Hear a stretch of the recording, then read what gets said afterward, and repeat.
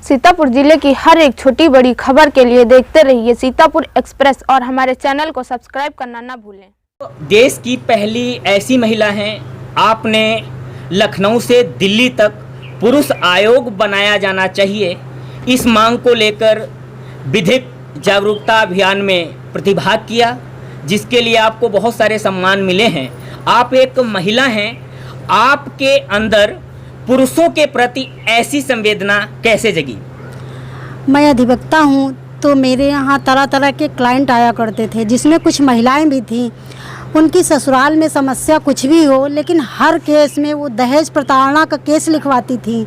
और कभी अगर हम लोअर कोर्ट में जाके अपीयर हुए तो आगे पता चला कि उनके हस्बैंड तो बहुत ही अच्छे हैं, गलतियां उनकी हैं, लेकिन एक पति के अलावा उन्होंने घर में सास, ननद और अड़ोसी पड़ोसी इवन देन कई ऐसे केस थे जिनमें वो बारातियों तक को लिखवा चुकी थी। तो मुझे लगा कि कहीं ना कहीं गलत हो रहा है, और हमारे कुछ एडवोकेट भाई भी उनको गलत राय दे रहे हैं, क्योंकि जो घर की समस्याएं हैं उन्होंने दहेज प्रताड़ना में बदल दिया और उसी के मुकदमे चल रहे हैं। और दूसरी बात ये कि जो महिलाएं हैं, जो पुरुषों के साथ उनकी दोस्ती है, अगर संबंध अच्छे हैं तो बहुत अच्छा, और अगर ज़रा सा भी किसी वजह से संबंध खराब हुए तो 376 का मुकदमा फर्जी लिखवा दे रही हैं, जिससे वो प्रताड़ित हो रहे हैं और उनकी सुनने वाला कोई नहीं है।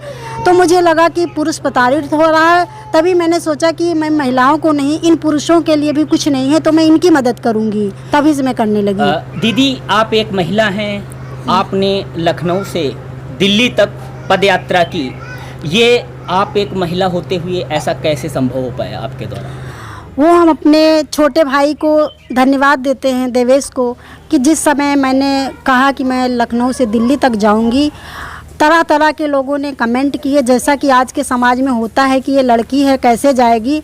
लेकिन मेरे घर में भाई ने, बड़े भैया पंकज ने, सब लोगों ने मुझे सहयोग किया और एक प्लान किया कि आपको कैसे जाना है, आप सारी जगह बात करो, सबको इन्फॉर्म करो, फिर निकलो।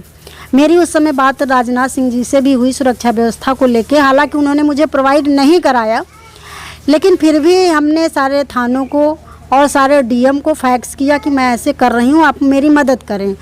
तो कन्नौज के डीएम ने और बुलंदशहर के डीएम ने मुझे काफ़ी कोऑपरेट किया, और इस तरीके से हम सहयोग के, सभी के सहयोग से आगे चलते गए। मुझे रास्ते में किसी भी तरह की कोई दिक्कत नहीं हुई।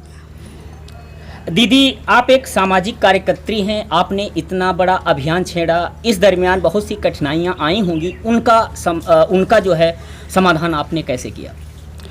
सबसे बड़ी बात यह है ना, आज कोई भी व्यक्ति हो, चाहे स्त्री हो चाहे पुरुष, जब उसका घर का सहयोग हो तो आप बड़े से बड़ी लड़ाई जीत लेते हैं।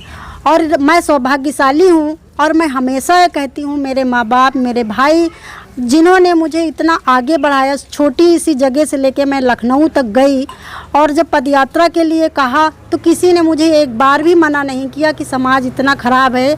और इस पदयात्रा में मेरा छोटा भाई देवेश भी साथ में गया, मैं सिर्फ अकेले नहीं थी, वो भाई भी साथ में था, इसलिए ऐसा हो पाया।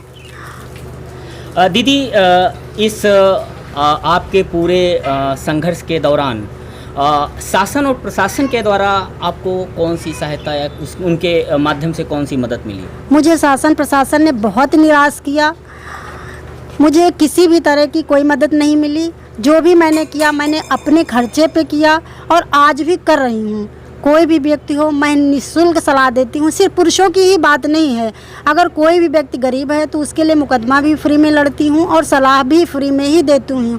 और जिस समय पदयात्रा मैंने की थी उस समय सूखा पड़ा हुआ था, बहुत लोग परेशान थे, मैं गांव-गांव तक गई थी, तो उन लोगों को डीएम से बात करने से लेकर के हो, चाहे सीडीओ से बात करने हो, सबको कहा कि आपको पैसा कैसे मिलना है, क्या मिलना है। सारे लोगों से बात की कि इन लोगों को मदद कराया जाए, क्योंकि ग्रामीण बहुत ज़्यादा परेशान थे।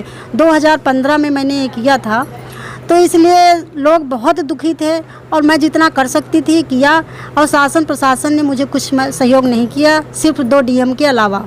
दीदी, एक प्रश्न आपसे है, इस पूरे कार्यकाल में पुरुष आयोग कब तक बन जाएगा या पुरुषों को न्याय मिल पाएगा, इसमें क्या संभावना है, उसमें आपका मत जानना चाहता हूँ। पुरुष आयोग बनने की अभी तक तो कोई संभावना नहीं लग रही है, क्योंकि बहुत सारे लेटर लिखे गए हैं लॉ मिनिस्ट्री को भी लिखे गए हैं और लगातार हम लोग 3 साल से 2 अक्टूबर को जंतर मंतर पर धरना और प्रदर्शन कर रहे हैं।